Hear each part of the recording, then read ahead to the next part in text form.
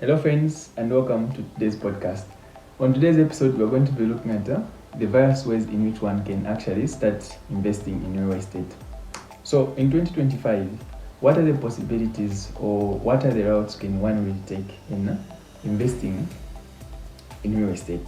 So, today's episode, we're going to break down, depending on the level of the individual, whether you can actually invest in real estate.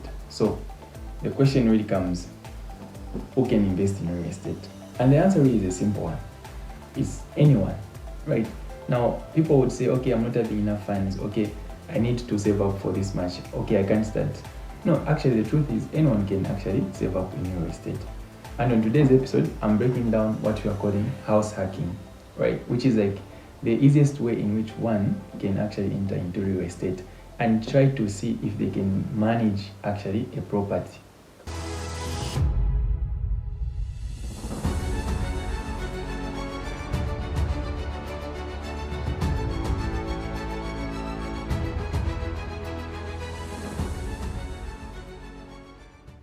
Okay, so how can this occur? So in house hacking, there are several points of entry that one can take. One of which is, if you actually own a property, you own a house, right? You can actually rent out part of that house. So let's say if you have bought a house, we talked about this in the video for beginners in real estate, right? You should check that out. I'll leave a link in the description. We talked about where you actually get to buy a house, a 2-bedroomed house. You are in Chalala and then you have bought this 2-bedroomed house. So imagine if you bought this 2-bedroomed house and then you want actually to rent part of it, right? You don't want to rent everything. You need a place to stay in. So you are staying in this house. You have bought it with a mortgage. You are staying in this house. So, but you're thinking, okay, I can actually do business. You want to rent part of it. This is what we're calling house hacking, right? So you can rent out a room. Since it's a 2-bedroom house, you can rent out a room. Meaning, in that room, you can charge. In Chalala, really, if you're going to be in a room alone, most of the times, you are paying like a 2,000 kwacha, right? A 2,000 kwacha. So if I'm staying in this house, and then I have a housemate who's staying in another room, and they are paying me a 2,000 kwacha. This is my cash flow. This is the rent. So this rent that is coming, a 2,000 kwacha, can actually help me, one, cover up expenses for that house. Two, it can actually help me pay part of the mortgage, right? So it is helping me to pay part of the mortgage. So the question again should be, okay, but what if I really need more of this money? What else can I do, right? It's a room for two. Usually it has a sitting room, it has a kitchen. Okay, I don't need a sitting room, right? Because I'm a student. Okay, so what do? I would convert this sitting room also into another room. It's a bedroom. So I also put someone there. They're also giving me a 2,000. Now this makes much more sense, right? So I'm increasing the cash flow. The rent is coming in, right? And this is really positive cash flow because the rent is coming in. At this point, I own the house. I own the property. So whatever money they are giving me, either I'm just going to use it to pay off my mortgage, and I'm going to use the other one to pay off for the expenses, the maintenance of the house, right? In case there's any breakage, water, garbage, and all that, I'm actually using some of this money. So I would just, let's say, the 2,000 will go for the mortgage. We are paying back the mortgage. The 2,000 will go for the maintenance of the property, right? So this would be a form of house hacking if I own this property, right? Which is like really anyone can do. You have a house, you are staying alone, or maybe you're staying the two of you. You can actually do it like this. In fact, we can go a little bit further. You can actually say, you know what, I'm staying in the master bedroom. It's a big room. I don't mind having another student. I don't mind having my friend actually staying in that house. And then since it's a big room, you introduce another person and you say, okay, this person is going to be paying me a 1,000 because now it's like the two of you in a room. So you have now a 5,000 as your actual income, right? So you own this property, it's yours. All you have to do is you get the money, you rent it out, you get the money, you pay off your mortgage, the other money you use it to actually for upkeep of the house. The other money you can use this money for other things, right? You can reinvest this, you can save this money, you can put this money into your emergency fund, right? I think you see where I'm going with this. So you have literally just created a property that is giving you cash flow instead of you just staying there, right? Then you are thinking, okay, what are the other benefits? Here's the thing. Because you have rented out these parts of the house, this house actually now is under real estate. It's not just a house that you are staying in, and it gives you tax breaks, right? The parts of the house that you are renting out actually gives you tax breaks. So you can have tax reduction on your mortgage because it is now a real estate property. It is not just occurring as a house that you are staying in. So it gives you all those advantages that comes with the real estate, right? Which is a good thing.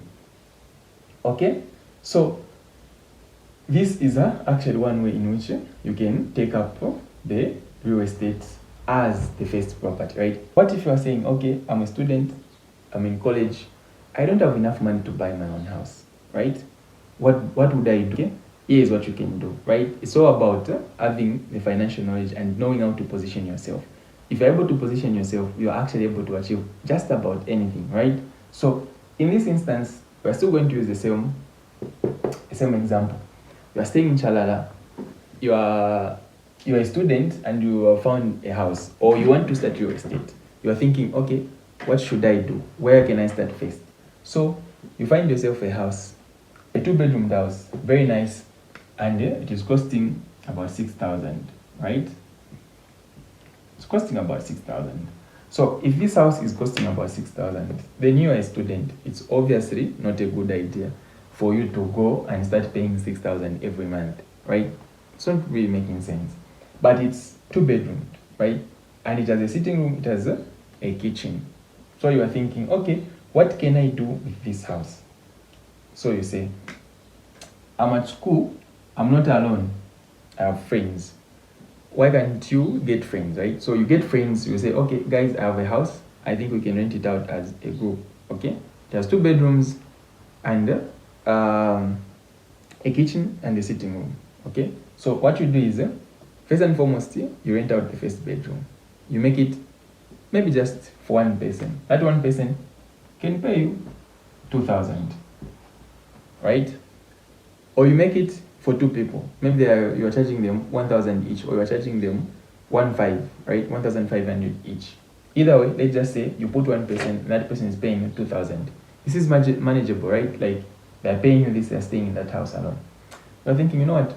Why can't I still convert the house, the kitchen, the sitting room? So the sitting room, you can also convert it into another room.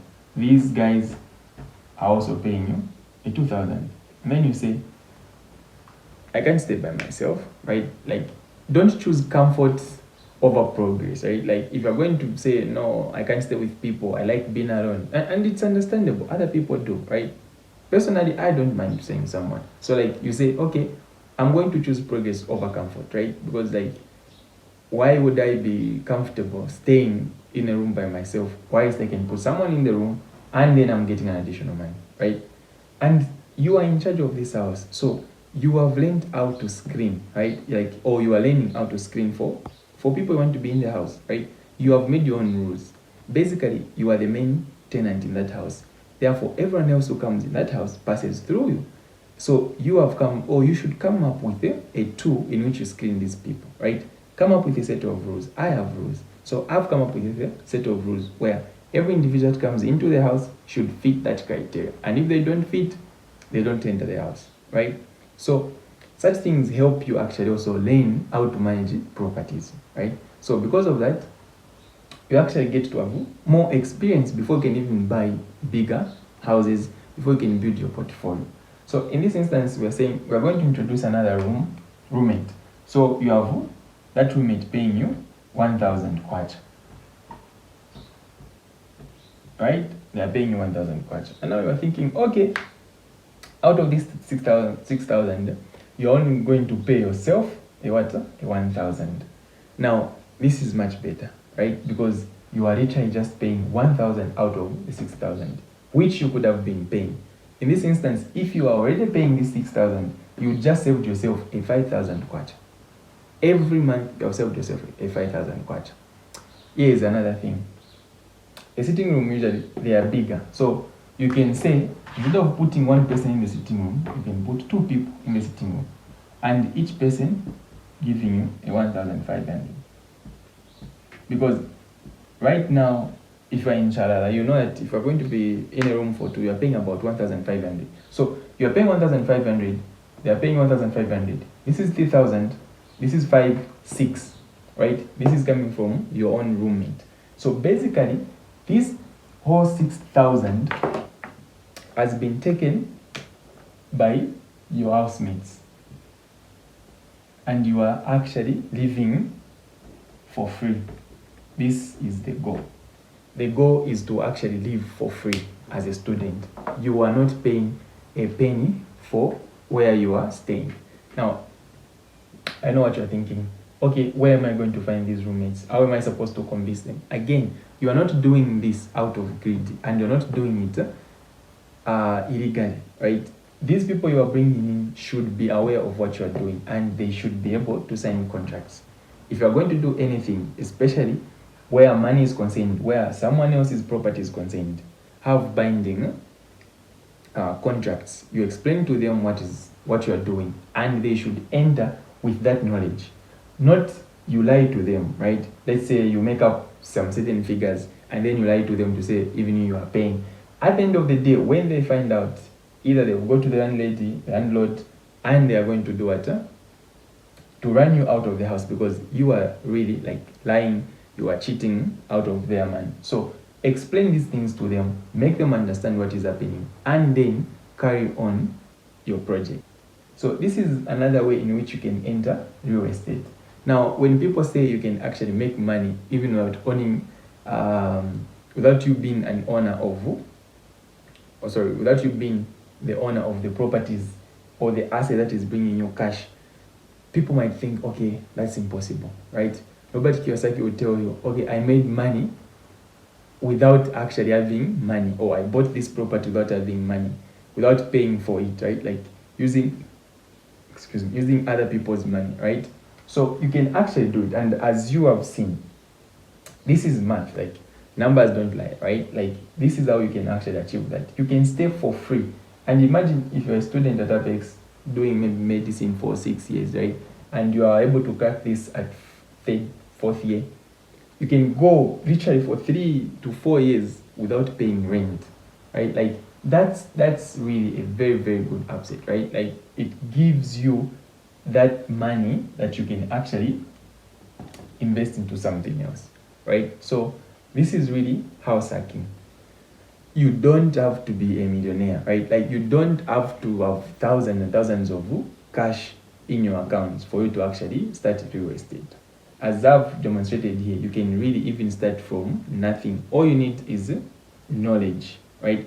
And then having the courage to apply that knowledge. If you are able to do that, you find that actually most of these things you'll be able to do without a fuss, right? All right, guys, I hope you liked the video. I hope you enjoyed it. And if you have any questions, leave it in the comment section. Comment on the video on things that can be improved, on things that you would want to see next. And obviously, always like, share, and I'll catch you guys in the next one. Peace.